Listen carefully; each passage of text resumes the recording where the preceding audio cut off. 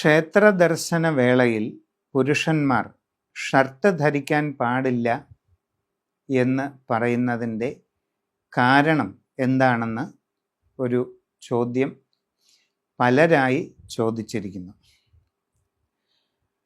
ക്ഷേത്രദർശന സമയത്ത് ഷർട്ട് ധരിക്കാൻ പാടില്ല എന്ന് പറയുന്നതിൻ്റെ ശാസ്ത്രീയവും ആത്മീയവുമായ കാരണങ്ങളെന്ന് വ്യാഖ്യാനിച്ച് പലതും നമ്മൾ കേട്ടിട്ടുണ്ട്.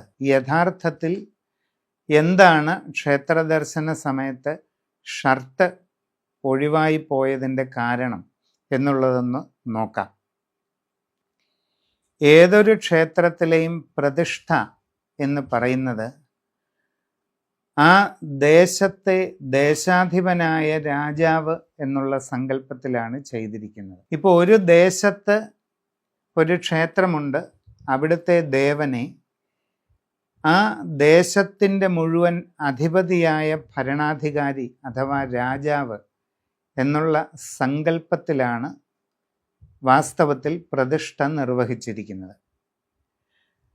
ഒട്ടേറെ ദേശാധിപന്മാരായ ദേവന്മാരുടെ പേരുകളുടെ കൂടെ അപ്പൻ എന്ന് വരുന്നത് തന്നെ പ്രധാനമായിട്ട് ഇതിൻ്റെ ദൃഷ്ടാന്തമാണ്. അപ്പോൾ നമ്മളുടെ ക്ഷേത്രത്തിൽ പൂജകളും അതിനോടനുബന്ധിച്ചുള്ള ചടങ്ങുകളും തന്നെ അതിസൂക്ഷ്മമായി അവലോകനം ചെയ്താൽ പരമാധികാരിയായി ദേശാധിപതിയായി കുടികൊള്ളുന്ന ഒരു രാജാവിനെ, ഒരു ചക്രവർത്തിയെ ഒക്കെ എതിരേറ്റ് ആനയിച്ച് സ്വീകരിച്ച് വളരെ പരമോന്നതമായ രീതിയിൽ ആദരിക്കുന്നതിന് സമാനമായ ചടങ്ങുകളാണ് അതിൽ ഉൾക്കൊള്ളുന്നത്. ദേശാധിപനായ ഒരു രാജാവിൻ്റെ മുമ്പിൽ ആചരിക്കപ്പെടുന്ന ആചാരാനുഷ്ഠാനങ്ങളാണ് മിക്കവാറും ഓരോ ക്ഷേത്രത്തിലും നിർവഹിച്ചു പോരുന്ന അധിക ആചാരങ്ങളും വരുന്നത്. ദേശാധിപനായ ഒരു രാജാവിൻ്റെ മുമ്പിൽ പണ്ട് പുരുഷന്മാർ എങ്ങനെയാണോ പ്രവേശിക്കേണ്ടത് അതിന് ഒരു ചിട്ടവട്ടമുണ്ട്. അതിലൊന്നാമത്തേത് രാജഭരണകാലം, നൂറ്റാണ്ടുകൾക്ക് മുമ്പുള്ള ആ കാലത്ത് ഇവിടെ ഷർട്ടെന്നൊരു വസ്ത്രം തന്നെ ഇല്ല. മേൽക്കുപ്പായമാണ് പലപ്പോഴും ഉള്ളത്.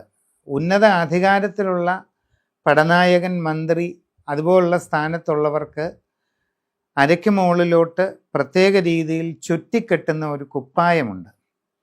അതുപോലും ഒരു രാജാവിനെ സന്ദർശിക്കുമ്പോൾ അവർ ധരിക്കാറില്ല. പിന്നെ ഒരു രാജാവിൻ്റെ മുമ്പിൽ എത്തുമ്പോൾ മന്ത്രിയോ പടനായകനോ പോലും അവരുടെ രണ്ടാം മുണ്ട്, തോളത്തുകൂടി ഇട്ടിരുന്ന ഉത്തരീയം അഥവാ രണ്ടാം മുണ്ട് അഴിച്ച് അരയിൽ കെട്ടിവെച്ച് ഓച്ഛാനിച്ച് നിൽക്കണം എന്നുള്ളതാണ്. അത് രാജാവിൻ്റെ മുമ്പിൽ നടത്തിപ്പോന്നിരുന്ന ഒരു ആചാരമാണ്.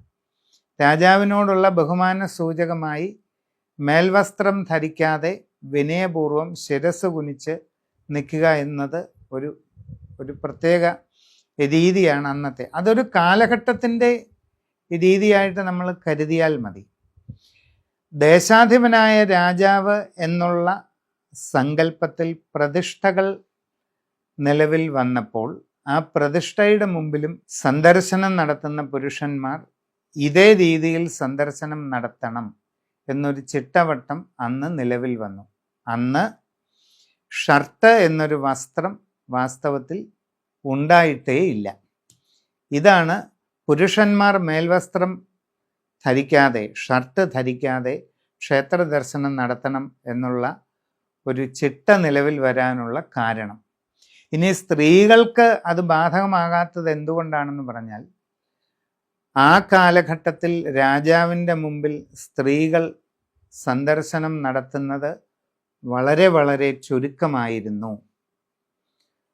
രാജസ്ഥാനങ്ങളുമായി സമാനതയിലുള്ള, അതിന് തത്തുല്യതയിലുള്ള ഉന്നതനായ സ്ഥാനത്തുള്ള സ്ത്രീകൾ മാത്രമേ വളരെ വളരെ അത്യപൂർവമായിട്ട് രാജസ്ഥാനങ്ങളിൽ സന്ദർശനം നടത്താറുള്ളൂ.